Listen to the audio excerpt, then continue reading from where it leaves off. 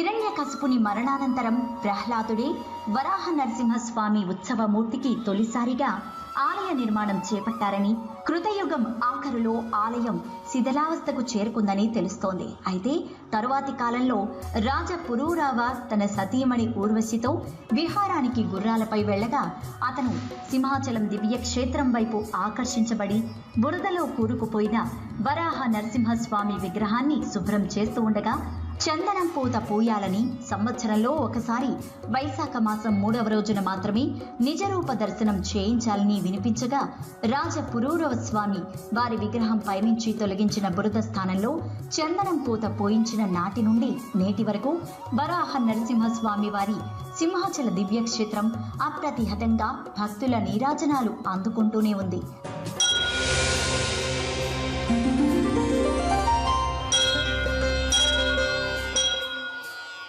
అప్పట్లోనే రాజా పురూరవ ఆలయాన్ని పునర్నిర్మించారని స్థల పురాణం చెబుతోంది. స్వామివారి నిజరూప దర్శనం ఒక్క అక్షయ తృతీయ నాడే లభిస్తుంది. ఆలయ ప్రాంగణంలో ఇప్పటికీ విజయనగర సామ్రాజ్యాధిపతి శ్రీకృష్ణ దేవరాయల నాటి శిలా ఫలకాలు ఉన్నాయి.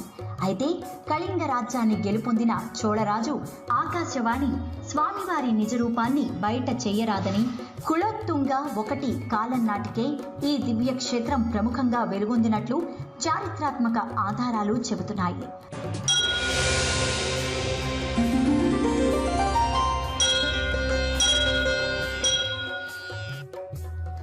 శ్రీకృష్ణ దేవరాయలు వారు తన సతీమణితో కలిసి స్వామివారికి 991 ముత్యాలను మరియు ఇతర విలువైన ఆభరణాలను సమర్పించారని శాసనాలు చెబుతున్నాయి.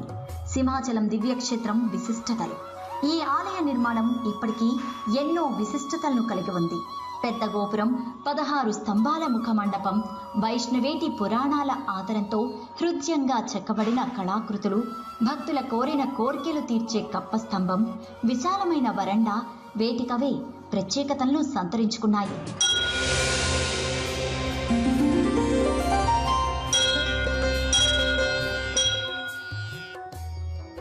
ఆలయానికి ఉత్తరాన ఉన్న నాట్య మండపం మరొక ఆకర్షణ.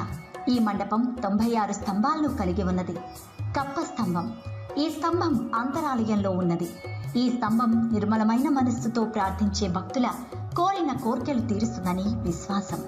ఈ స్తంభం లోపల సంతన గోపల యంత్రం ప్రతిష్ఠింపబడిందని, అందుచే భక్తుల కోరిన కోర్కెలు తీర్చే శక్తి కప్ప స్తంభానికి వచ్చిందని నమ్మకం.